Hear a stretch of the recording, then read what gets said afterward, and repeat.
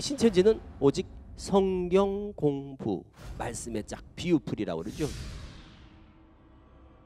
한국교회에서 이단으로 규정한 신천지가 해외 지도자들도 기망을 당한 것입니다. CBS가 말하는 신천지, 그들은 무엇을 근거로 이렇게 말하는 것일까요? 지금부터 그 진실을 알려드리겠습니다. 1. 전문가 집단의 오류. 가족 간의 갈등, 또 교회 내 갈등.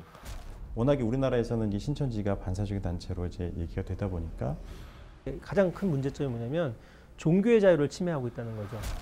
CBS 신천지에 빠진 사람들에서 신천지의 실태를 밝히겠다고 주장하고 있는 사람들. 이들은 애초부터 신천지 타도를 주장하던 사람들입니다. 이미 이들의 주장은 객관적이라 볼 수 없는 상태. 바로 편파 방송입니다. 신천지 측의 입장과 사실은 1%도 반영하지 않은 채 자기 주장만을 내세우는 CBS의 신천지에 빠진 사람들. 게다가 사실과 다른 의도적 편집으로 피해자까지 발생하고 있는 상황입니다. 과연 이 방송을 공정한 방송이라 할 수 있을까요? 2. 신천지는 오직 교리, 성경 공부를 외친다. 신천지 같은 경우는 다른 게 없습니다. 오직 교리예요, 교리. 신천지는 오직 성경 공부.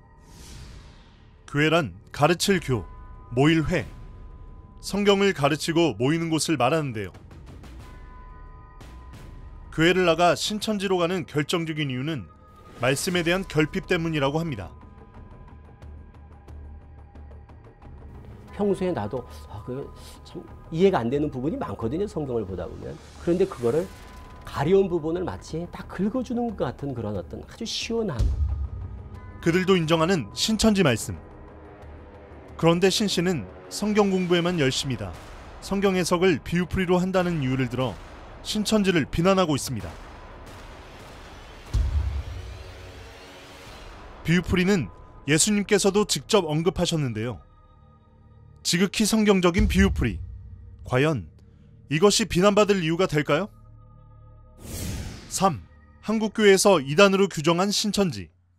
국내에서 잘 알려진 반사적인 단체이면서 한국교회에서 이단으로 규정한 신천지가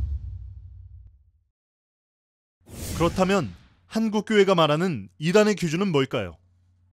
오락가락하는 한국교회의 이단 규정.